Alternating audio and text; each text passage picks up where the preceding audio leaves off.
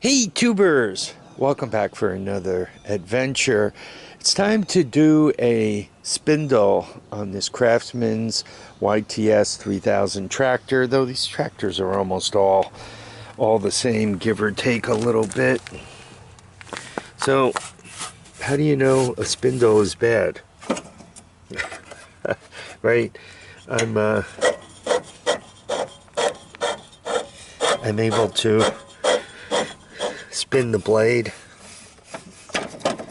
and nothing's happening there. So not uncommon. These are meant to go. This one's pretty easy to change, right? I just got 4 bolts and the pulley to take off.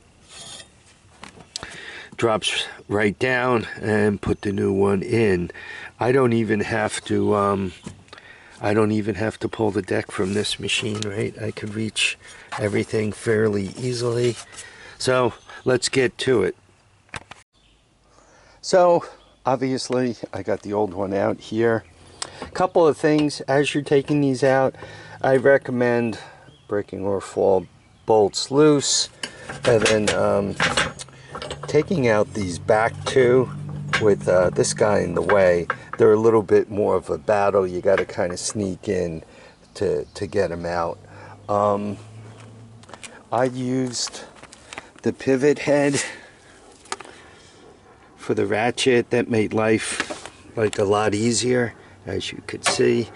So just that. I took the blade off, not hard to do. I kind of dropped the whole deck down onto the ratchet,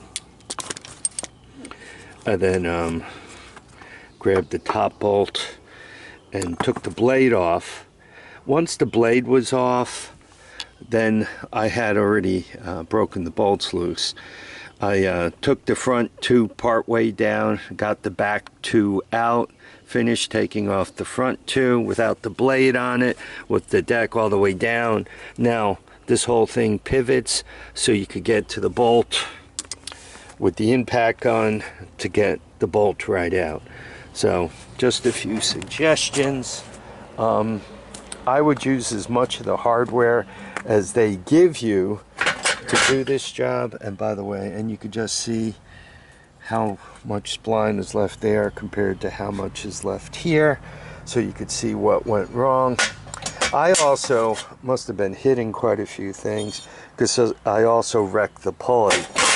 You can buy this with the pulley, or you could buy it without. Obviously it's a little cheaper without the pulley, but quite honestly that really is not usable.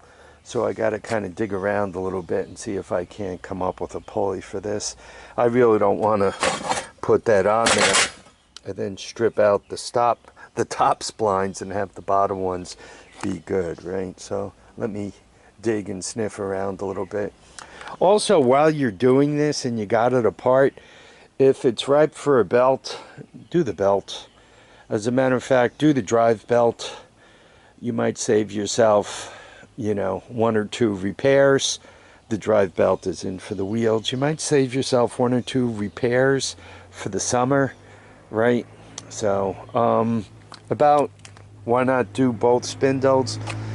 Not a horrible idea. Once again, it might save you a repair for during the summer, but you could do a spindle job, right? You could replace the whole thing and then go out and hit a rock and ruin it your first time out. So if you're going to do that, it's better to do it with a used spindle, one that you have a bunch of miles on, than the brand new one you just popped for. So I have a tendency to replace them one at a time. Some people, you know, I'm sure I'll see a comment or two like, just replace both spindles, you cheapskate. Yeah, well, yeah, I'm cheap. Reassembly time.